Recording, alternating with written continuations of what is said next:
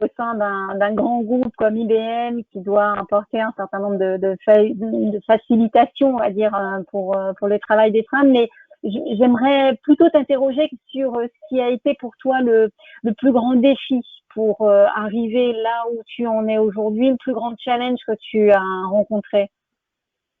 Non, mais pour moi, en fait,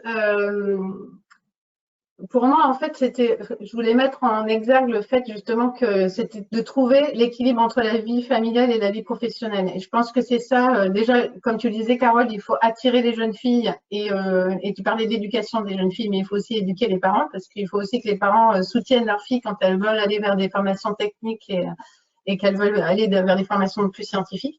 Mais ce que je pense qui est super critique et important, c'est vraiment de trouver que les femmes, une fois qu'elles sont dans l'entreprise, elles puissent trouver cet équilibre entre vie personnelle et vie professionnelle. Et souvent, c'est pas facilité dans le milieu de la tech. Donc, pour moi, enfin, je me souviens vividement quand j'ai eu mon premier enfant, ma première réaction, ça a été de dire à mon mari, bon, mais moi, c'est bon, je retourne pas au travail, hein, je vais rester à la maison et je vais m'occuper de lui. Parce que je me projetais vraiment pas avoir le stress du travail et rentrer à la maison. Alors, je ne voyais pas comment j'allais pouvoir gérer tout ça. Et en fait, il m'a dit, bon, ok, je comprends bien, mais tu sais pas, tu vas retourner au travail pendant 3 mois. Et si dans 3 mois, tu penses toujours la même chose, on en reparle.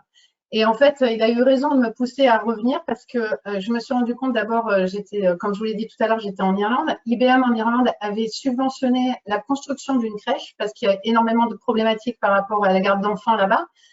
Et donc, pour avoir une place dans une crèche, il faut presque les inscrire avant que les enfants soient même conçus, donc ça devient compliqué.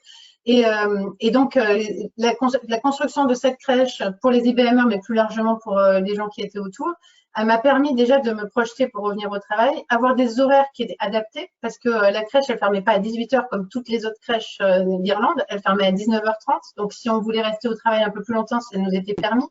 Donc, ce genre de choses, c'est ce qui a changé en fait ma vision sur mon futur et qui m'a permis de me projeter à rester dans l'entreprise.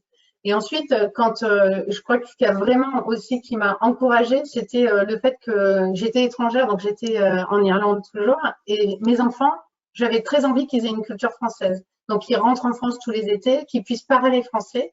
Et donc, j'ai demandé à pouvoir travailler en télétravail tous les étés pendant 2 mois pour accompagner mes enfants pour qu'ils puissent aller voilà, pendant 2 mois en France. Et ça m'a été accordé. Alors, c'était pas franchement la règle à l'époque. Enfin, il n'y avait pas énormément de gens qui faisaient du télétravail. Et ça m'a vraiment aussi encouragée à me dire, on peut concilier les deux en fait. On peut arriver à être, voilà, à pouvoir s'engager dans sa vie professionnelle et pas être une mauvaise mère en même temps. Donc pour moi, j'ai continué à me dire, en fait, il faut trouver des façons concrètes d'encourager les femmes dans le milieu du travail. Ça peut être des trucs très simples. Moi, je sais que j'ai maintenant des équipes marketing qui sont 80% des femmes.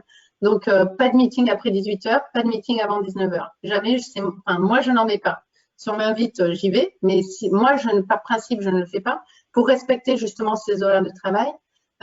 Récemment, dans le confinement, c'est moi qui ai appelé les top talents aussi pour dire, et j'encourageais mes managers à dire à leurs top talents, les femmes, si vous avez des problématiques par rapport à la garde d'enfants pendant le confinement, mais prenez un temps partiel, prenez du temps pour vos enfants et elles savent que on ne va pas leur en tenir rigueur dans leur carrière. C'est important qu'elles puissent savoir qu'elles peuvent progresser, même si à un moment dans leur carrière, elles font un choix de mettre leur famille en premier.